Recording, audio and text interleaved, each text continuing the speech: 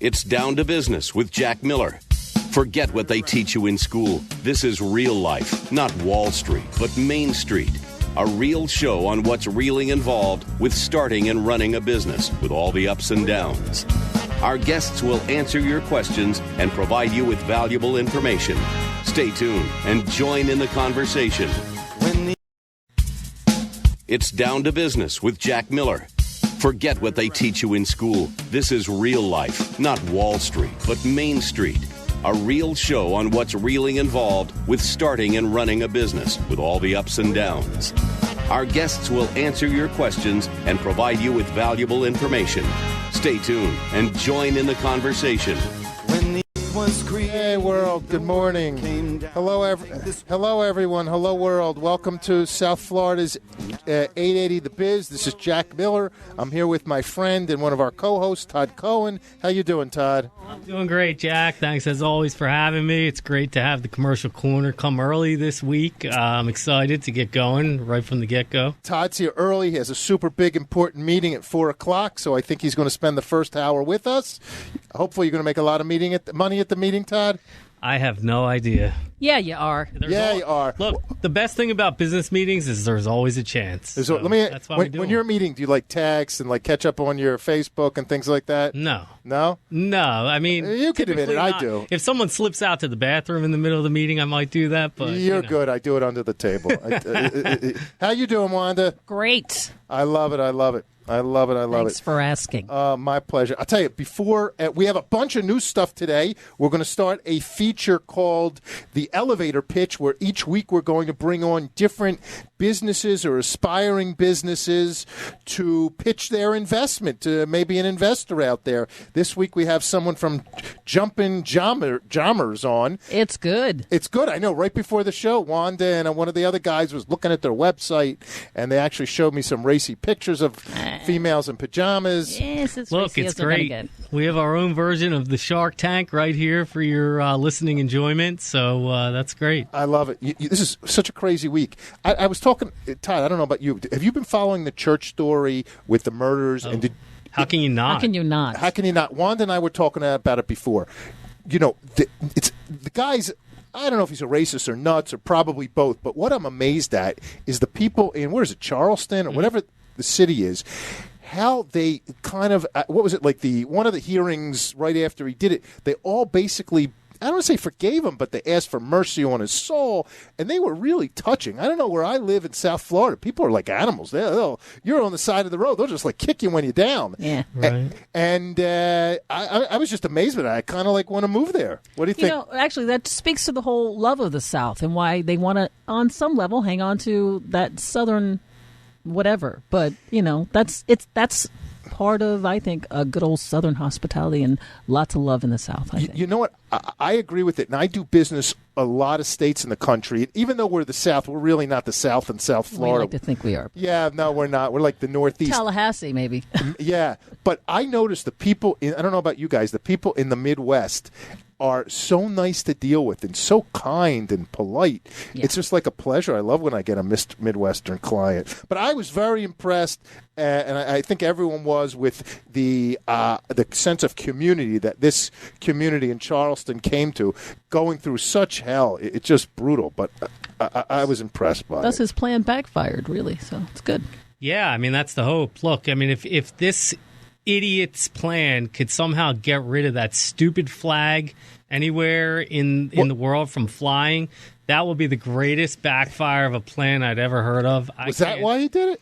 No, he did it to cause a race war. He wanted to cause a race war. And that flag is a symbol of hatred. I mean, it's like if the swastika flew over the Bundestag in Germany or something like that. Like, what?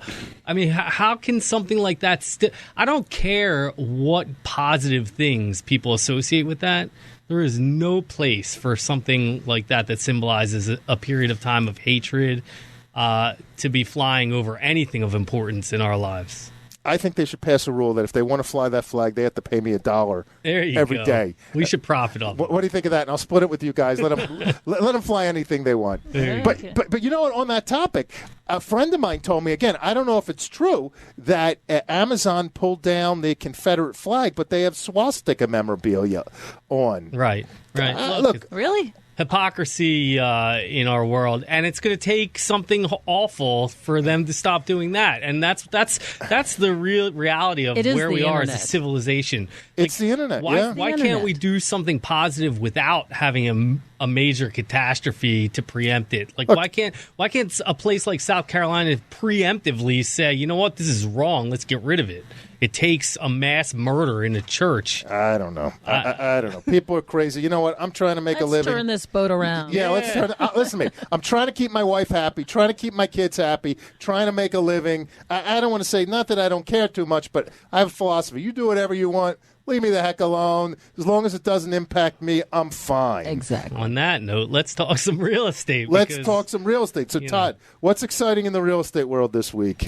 I mean, there's a lot exciting. The market is still en fuego, as they say down here, and it doesn't show any, signs of slowing down. The interest rates are still, historically low.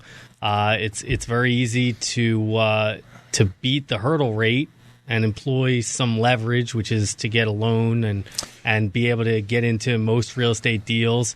For people who already have a lot of money, who are funding large projects, it's very easy to get financing that's basically free money for them and put money to work and build. That's why we see all the cranes up everywhere you go in South Florida.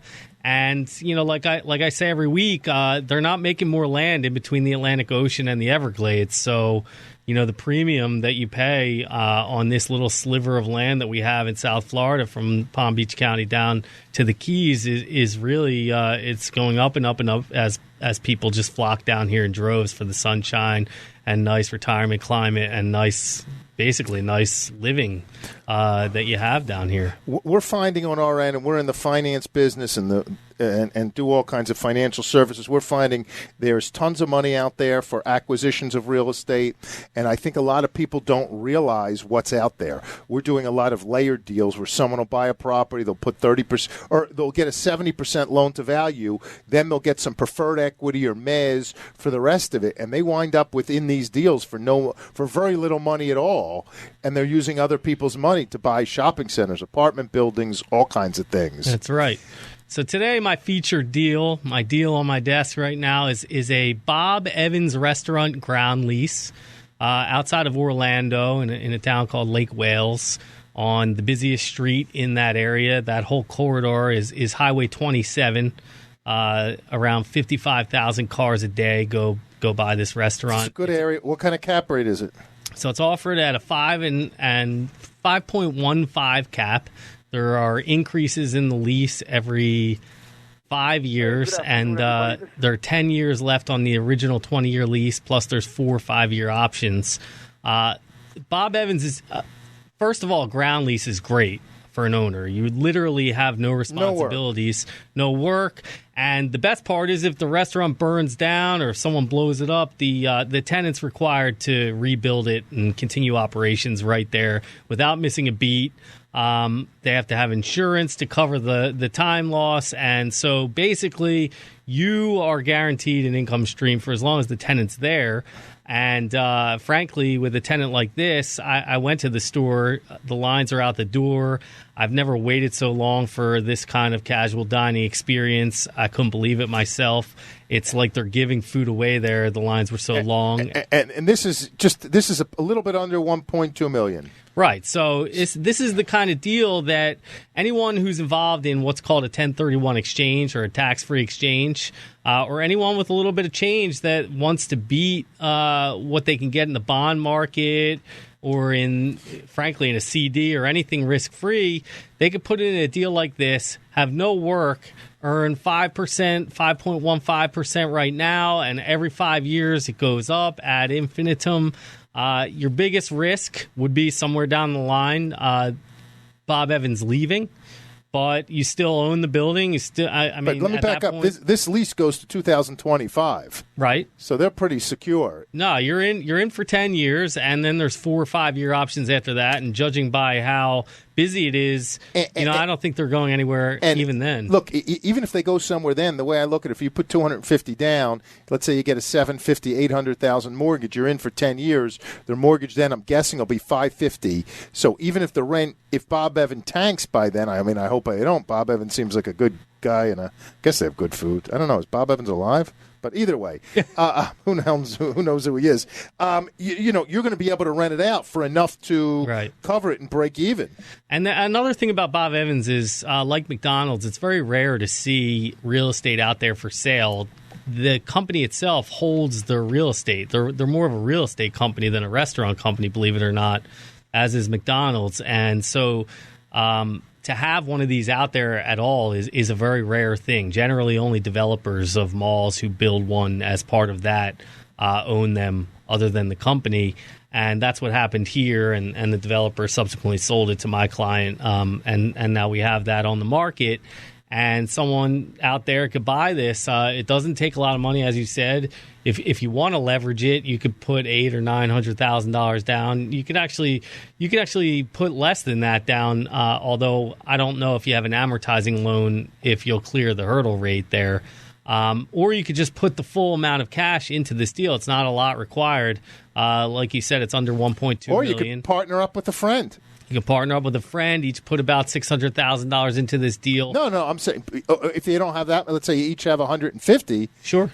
You get 2 people. Todd, I know you've given out 1,000,000 times before, but give out your number in case anyone's listening for the first time today. My number is 786-522-7021. Again, 786-522-7021. And, I'm a full-service commercial real estate advisor and broker, so I can help you with whatever you're looking to do in the 4 cycles of the investment, the 4 stages of the investment cycle, whether you're holding, buying, selling, or exchanging real estate. I can help you, and I can help you with financing as well. And Todd, you're a good family man. I told you before, right before we went on air, your picture came up on Facebook with your wife and your couple kids. It was nice to see. How old are the kids? My kids are about 2 3/4 and about 5 months old. I gotcha. They're good ages. I read right before I came in, someone sent me an article. You like Mark Cuban? I do like Mark Cuban. Mark Cuban's a great guy. I like him, too. I love him from Shark Tank.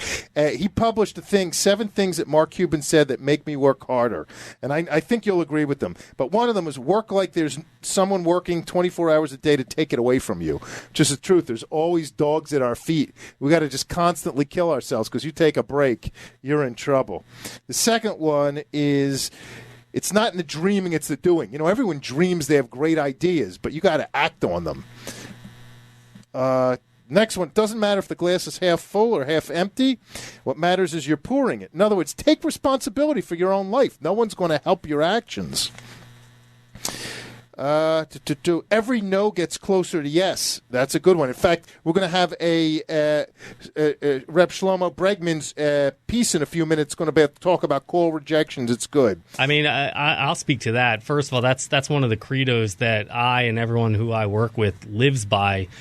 Frankly, we're actually trying to get the people that we speak to on a daily basis to say no. You know what? Not yes. Because the quicker we do that, the less time we waste. The more rejections That's you get. right. I say the same every night when we go to bed.